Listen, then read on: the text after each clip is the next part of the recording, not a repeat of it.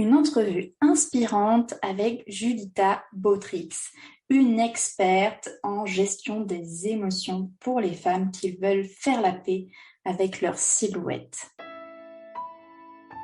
Bienvenue dans le podcast Mince alors, le podcast anti-régime, anti-yo-yo et frustration, le podcast qui éveille les consciences en sortant des dictats de la minceur.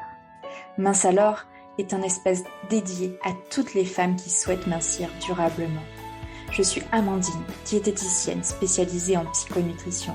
Je vous accompagne à perdre du poids durablement en vous libérant des poids qui vous pèsent. Je vous guide afin de vivre en harmonie avec votre corps et votre alimentation. Aujourd'hui, j'ai le grand plaisir de recevoir Julita Bautrix. Julita, tu es coach en développement personnel spécialisée en gestion des émotions pour des femmes qui veulent faire la paix avec leur silhouette. Alors, pour commencer, j'ai envie de te poser la question, quelle est la demande des femmes qui viennent à toi? Bonjour Amandine. Déjà, merci pour ton invitation, pour cette belle présentation. Et quelle est la demande des femmes qui viennent me voir? Alors, il y en a une qui sort nettement du lot, c'est la perte de poids. Les femmes qui viennent me voir veulent perdre du poids. Ça fait souvent des années qu'elles sont mal dans leur peau, qu'elles sont mal à l'aise dans leur corps, qu'elles se battent vraiment dans une bataille assez cruelle avec leur alimentation, avec leur perte et prise de poids. Souvent, les effets yo-yo sont là depuis des années. Et elles sont au plus bas de leur estime de soi et confiance en soi. Oui. Et toi, comment tu les accompagnes sur cette perte de poids, sur cette demande qu'elles t'amènent? Quelle est ton approche par rapport à cette perte de poids? Quelle est ta philosophie cette perte de C'est poids? vrai qu'on en a tous une. Alors, moi, comme dans ta présentation, j'aime bien parler de la gestion des émotions. Et mon approche va être centrer ces femmes-là sur leur objectif, mais objectif assez profond. Et on se rend compte assez facilement que la perte de poids, c'est une étiquette pour dire je voudrais être plus libre, plus belle, j'aimerais avoir plus confiance en moi, j'aimerais être plus à l'aise dans mes gestes le plus simples. Parfois, j'aimerais pouvoir mieux jouer avec mes enfants, j'aimerais mieux m'habiller. Et derrière ça, il y a souvent encore des émotions plus profondes, la peur de rejet, la peur de manquer. Voilà, et, et moi, je les accompagne dans ce sillonnement à travers leur mal-être pour arriver à quelque chose de l'essentiel et de s'occuper de cet essentiel et de dire que notre corps, c'est finalement une conséquence de beaucoup de choses. Et la toute première chose, c'est de faire la paix avec son corps. C'est très compliqué quand on est en surpoids. On a beaucoup d'injonctions sociales. Quelqu'un qui est en surpoids, forcément, il est gourmand, il est potentiellement paresseux. Il y a beaucoup d'injures très injustes dans tout ça qu'elles subissent tous les jours. Comme je te disais, très peu d'estime de soi parce qu'elles se regardent presque plus dans la glace. Et leur parler tout au début de l'estime de soi, d'acceptation de soi, c'est très compliqué. Et donc, moi, Au tout début, je réponds à leurs besoins premiers, c'est-à-dire, OK, on va perdre du poids. Et on parle de ça. On parle des habitudes. On fait en quelque sorte la photo de la situation. Qu'est-ce que je mange, euh, comment je dors, qu'est-ce que je fais, qu'est-ce que j'ai déjà fait, qu'est-ce que j'ai réussi, où j'ai échoué. Je suis vraiment à leur écoute et c'est petit à petit, quand elles perdent du poids, parce qu'évidemment, je leur donne des pistes, comment, comment arriver à une alimentation qui va être plus respectueuse pour leur santé. Et quand elles voient que ce poids, elle s'en va petit à petit, dans la deuxième période de mon accompagnement, ça va être, OK, tu vois bien que ce poids, il peut s'en aller, mais pour ce corps soit le tien, comment on va l'apprivoiser? Et là, on s'occupe des émotions, et là, on parle vraiment des choses très profondes. Et ce qui est drôle, c'est que souvent, dans cette partie-là, il y a des séances, on parle même plus de poids. Parfois, il y a quelqu'un qui sort de la séance, je dis, mince, je lui ai pas demandé combien il pèse cette semaine. Mais en fin de compte, c'est pas ça ce qui était important dans la séance.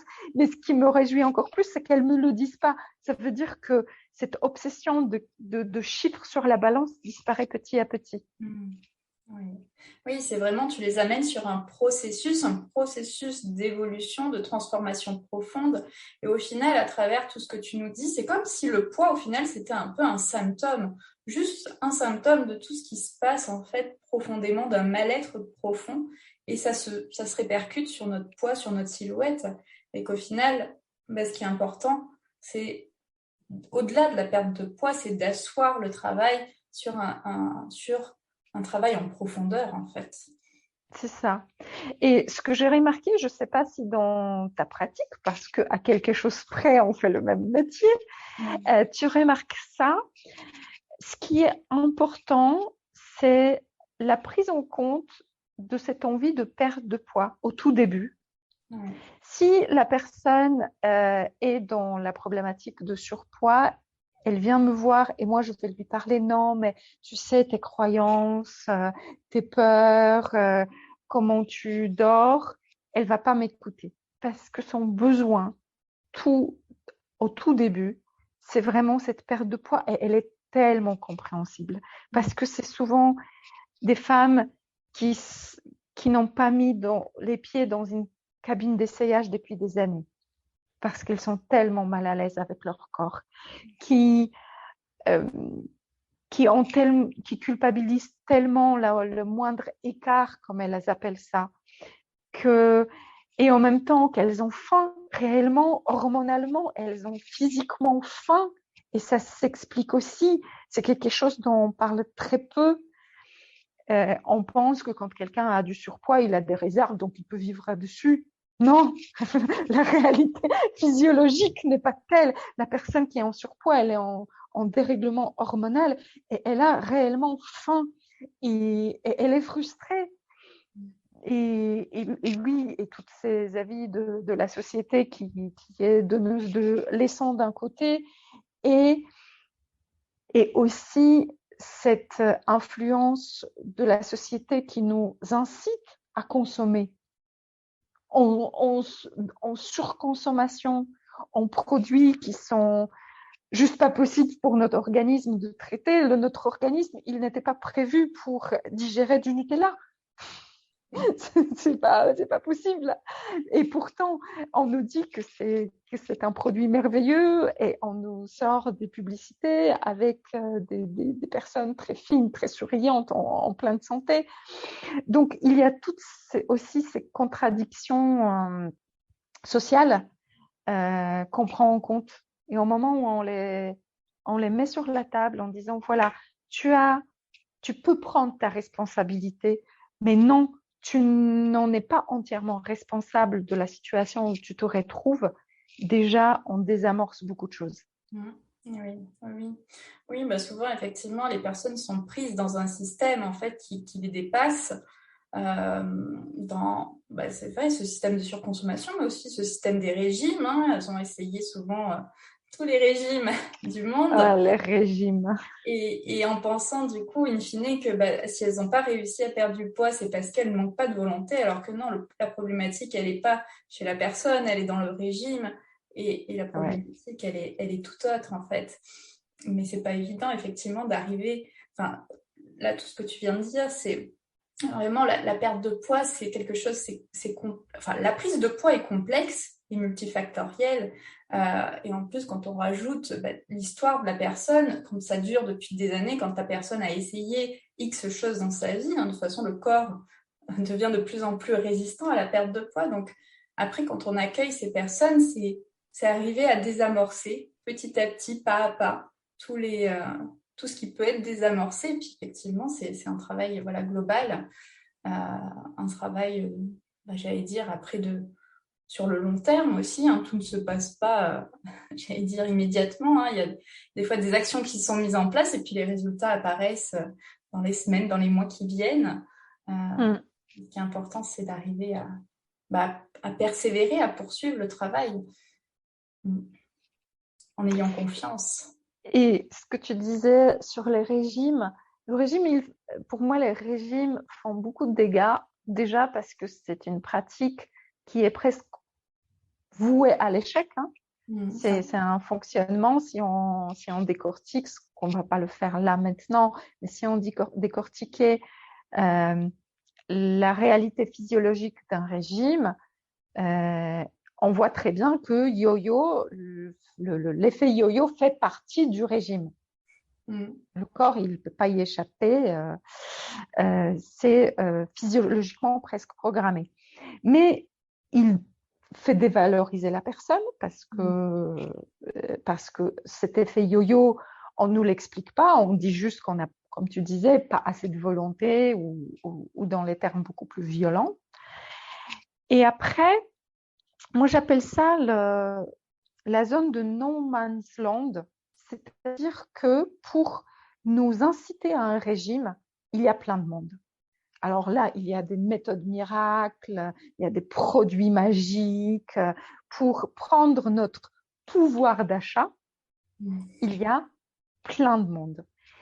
Et une fois qu'on atteint les limites de ce régime, donc le poids, il ne descend plus, il commence à reprendre, notre motivation ne suffit plus pour poursuivre et on se rend compte que la baisse systématique de quantité de calories qu'on consomme, ce n'est pas une solution. Là, il n'y a plus personne pour accompagner ces gens-là. C'est là mon no man's land. On pousse les personnes avec leur culpabilité dans cette zone, avec leur frustration, et on leur dit que c'est leur faute. Et moi, je trouve ça criminel. J'ai pas d'autres mots. Je trouve ça criminel. Et moi, j'ai envie de m'adresser à ces personnes-là pour dire non, votre corps, il n'est pas cassé. Non, vous n'êtes pas nul. Vous n'avez pas manque de volonté parce que ces personnes, souvent, elles ont perdu et repris malheureusement, mais elles ont perdu des dizaines et des dizaines de kilos dans leur vie si on cumulait tout. Et le problème, il est ailleurs et il est, comme tu le sais, et ce que tu fais dans les émotions, dans les habitudes, dans les vérités physiologiques aussi, qui sont beaucoup plus complexes qu'un n'importe quel régime aimerait nous le dire. Et c'est là où notre job, il a du sens. Oui, tout à fait. Moi, souvent, ce que j'aime à dire, c'est que la problématique de la prise de poids, c'est un problème complexe. Donc, comment on veut résoudre un problème complexe avec une solution simple que nous apportent les régimes, en fait. Enfin, cette idée, cette illusion de la solution simple. Il y a un déséquilibre à un moment donné. Et ce que j'aimerais maintenant que tu nous apportes, que tu nous expliques comment tu en es venue à te former au coaching, parce que c'est quelque chose quand même d'assez récent dans ta vie. Tu n'as pas toujours été coach. Et qu'est-ce qui t'a amené en fait à te former au coaching et surtout à te spécialiser dans cette gestion des émotions au service des femmes et de leur silhouette? C'est une question très vaste. J'ai envie de dire ma vie qui m'a amenée là et j'en suis très très heureuse aujourd'hui. Moi, quand vous l'entendez sur mon accent, je suis polonaise. Donc, j'ai vécu 20 ans en Pologne et ensuite, je vis depuis 20 ans en France. De formation, je suis professeure de lettres, mais les bancs de l'école m'ont jamais beaucoup attirée. Donc, je suis devenue prof, j'ai exercé un petit moment et puis je suis partie assez vite. Et ensuite, j'ai testé beaucoup de choses et j'étais toujours attirée par le côté de qu'est-ce qu'il se cache derrière un comportement humain. C'était toujours quelque chose qui m'intéressait. Si la personne a ces habitudes-là, si elle a ces croyances-là, qu'est-ce qu'il y a derrière? C'était assez intuitif à l'époque. Parallèlement, en France, j'ai fait des métiers dans les milieux médicaux. J'ai travaillé dans les services administratifs des cabinets médicaux et des hôpitaux. Et je voyais l'importance de la santé. C'est quelque chose qui m'a beaucoup frappée. Et quand je suis partie des milieux médicaux, je me suis dit, je me suis coupée de quelque chose qui me paraissait important dans la vie. Et ensuite, il y a mon histoire personnelle. Moi, aujourd'hui, j'ai 45 ans et je n'ai jamais été en paix avec ma silhouette. Ce qui, aujourd'hui, me paraît assez absurde parce que quand je regarde les photos d'il y a 10 ans, 20 ans, même 30 ans, je me trouve belle, mais à l'époque, à chaque période de ma vie, je me sentais en surpoids. Et donc, j'ai eu toujours l'impression d'être au régime. Je suis arrivée à 35 ans, je me suis rendu compte que je mangeais mes émotions. Et je me suis posé la question comment faire parce que j'arrivais à mon énième yo-yo, à une perte de poids plus possible, comme tu disais, le corps il devient résistant à une tentative de perte de poids par réduction de calories. Et je me suis dit, OK, on arrête tout ça et on se pose vraiment la question, c'est quoi ma santé? C'est quoi mon objectif? Pourquoi je vais manger ça et pas autre chose? Et j'ai sillonné cette recherche-là en me concentrant sur des vérités presque scientifiques. Je voulais vraiment être le plus proche des vérités physiologiques et je suis tombée sur des personnes merveilleuses qui m'ont appris des choses. Et puis là, j'ai dit à mon mari, mais tu sais, avec ce que je sais, je ne peux plus continuer comme ça. Il faut que je le dise. Je ne peux plus le garder pour moi. Il m'a regardé, mais t'es bien marrante, toi, mais tu veux faire quoi? Je dis, écoute, je ne sais pas pour l'instant, mais en tout cas, cette conviction est née. Et donc, je me suis posé la question, est-ce que c'est des études de nutritionniste, de psychologue, de diététicienne? Et à chaque fois, il y avait un décalage avec ça. Je ne me sentais pas alignée. Et jusqu'à ce que je tombe sur la description et la pratique de coaching. Et c'était comme une révélation. C'était bingo, mais c'est exactement ça. Et je dirais que déjà toute seule dans ma tête, j'avais le programme qu'il est là aujourd'hui beaucoup plus abouti, mais il a jailli d'un coup. Et là, évidemment, parce que la vie est bien faite, je suis tombée sur une copine avec qui je discute, passionnée comme j'étais, parce que je saoulais tout le monde à l'époque avec mes idées. Et elle me dit, mais tu sais, moi j'ai besoin de perdre du poids, on y va. Je suis ton cobaye. Et ça commençait un peu comme ça. C'était un accompagnement magnifique. Elle est arrivée à perdre son poids, à changer de job, à demander une augmentation. Tout ça, on a travaillé ensemble. C'était magique.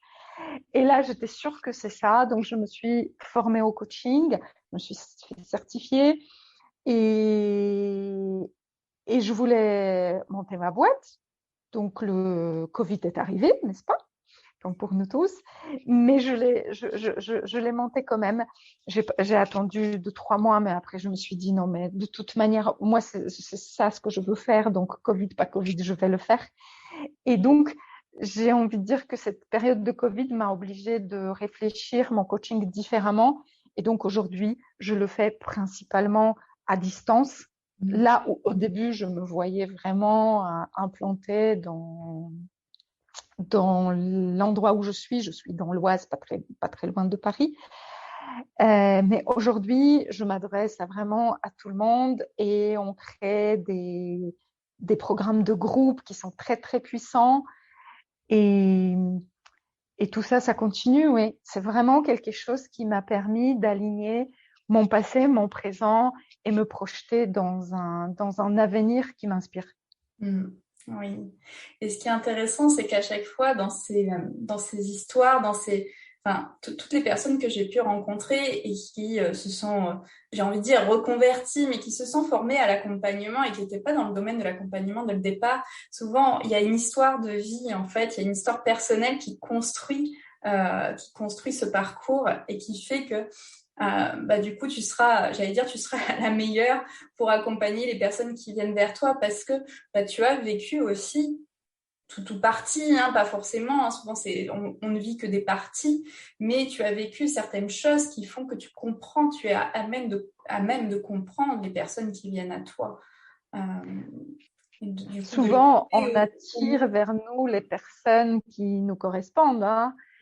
Et pour la toute petite histoire, euh, je pouvais faire partie de ces gens qui disent de toute manière, moi, mon corps, il est cassé parce que dans ma famille, ma grand-mère, elle était en grande surpoids et ma sœur, elle était en grande surpoids. Et ce verbe était au passé me fait très, très plaisir parce que quand je me formais, très, très souvent, je pensais à elle et je me disais, mon plus grand rêve, ce serait d'aider ma sœur qui était en obésité à l'époque. Alors tout le monde me disait, mais tu sais, on ne coach pas des proches, c'est pas possible. Je dis oui, peut-être, mais moi, ça me tient à cœur.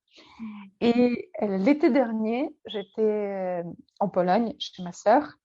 Et évidemment, je saoulais tout le monde, toujours, mais ils m'ont beaucoup sollicité parce que voilà, ils étaient très intéressés par ce que je faisais. Et on a passé l'été ensemble et je partais, c'était fin août. Et en me disant au revoir, elle m'a soufflé à l'oreille, alors quand est-ce qu'on commence? Et tu vois, j'ai une émotion qui monte parce qu'on a commencé début septembre 2021 et ma sœur aujourd'hui, elle a perdu 50 kilos. Elle est vraiment très heureuse, elle est très épanouie, elle s'est apaisée, elle a pris confiance en elle. Et en plus, ce coaching qu'il ne faut pas faire avec ses proches, évidemment, je l'ai fait un peu différemment, mais ça nous a tellement rapprochés que, en plus de tout ça, ça fait une très, très belle histoire de famille. Oh, merci pour ce partage. Merci beaucoup. C'est bon, ça va couper. Non, ça va couper, mais je couperai. Merci beaucoup pour blablabla, je recommence. Merci beaucoup pour ce partage. Je vais pas y arriver. On était Merci. perturbés. Oui. Merci pour ce partage, Julita. Est-ce que tu aurais un message à faire passer aux femmes qui vont nous écouter? Si tu avais un seul message à faire passer, quel serait ce message? Ce message, s'il y en a qu'un, c'est de, malgré tout, prendre ses propres responsabilités. C'est de décidez qu'est-ce que vous voulez, les filles, et cherchez autour de vous des solutions qui vous conviennent, mais qui vous rapprochent de ce but. Ne vous laissez pas vous convaincre que votre corps il est cassé, que métabolisme, que la famille, que vous êtes bonne vivante, que vous êtes gourmande et que c'est comme ça et qu'il n'y a pas de solution. Si vous êtes mal dans la peau, encore une fois, si vous vous sentez bien dans la peau, nous touchez à rien. Mais si vous souffrez de votre silhouette, posez-vous la question, qu'est-ce qu'il vous ferait plaisir? Et sachez que votre responsabilité est très chère et tout le monde aimerait s'en emparer. Comme je disais, moi, le marketing agroalimentaire a une grosse responsabilité dans notre fonctionnement. On peut s'en détacher, on peut prendre du recul et on peut mettre de la conscience dans notre consommation. Dans notre croyance, c'est compliqué d'enlever ces croyances parce que c'est nos vérités. On ne va pas se questionner sur est-ce que le feu brûle? Évidemment qu'il brûle. Donc, si on a la croyance que le jus d'orange le matin, il est très bon pour la santé, on ne va pas se questionner nous-mêmes. Et pourtant, ce jus d'orange, il n'est pas si bon le matin que ça. Donc, j'ai envie de dire, entourez-vous des personnes qui peuvent vous aider à prendre votre responsabilité. Méfiez-vous des produits magiques, des méthodes magiques, de rapidité, de facilité. Non, une perte de poids, c'est pas banal. Non, c'est pas facile. Et au moment où on accepte ça et on prend notre responsabilité, on est dans quelque chose de vrai. Merci pour ce message. Alors, comment on peut te contacter? Comment on peut te suivre tes actualités? C'est des réseaux sociaux. Alors, je pense que je suis à peu près partout, sauf, je crois, TikTok. J'ai un groupe sur Facebook, donc évidemment sur Facebook, Jolita Botritz, nom, prénom. J'ai une chaîne YouTube où vous pouvez voir beaucoup de vidéos, un peu à l'image de ce podcast, où on a la vidéo avec Amandine, où Amandine se présente. LinkedIn, Instagram, voilà. D'accord, très bien. De toute façon, vous pourrez retrouver tous les liens en dessous dans la description pour contacter Julita, pour suivre ses actualités et pour vous former et vous informer auprès d'elle. Je te remercie, Julita. Merci beaucoup, Amandine. Merci pour votre écoute. Je vous retrouve dès la semaine prochaine pour un nouvel épisode de Mince alors. Pour ne rien rater, pensez à vous abonner à la chaîne. Si vous avez aimé ce podcast, likez et partagez-le aux personnes à qui ça pourrait faire du bien. Partagez-moi vos expériences et vos ressentis en commentaire. Je me ferai un plaisir de vous répondre. À très bientôt.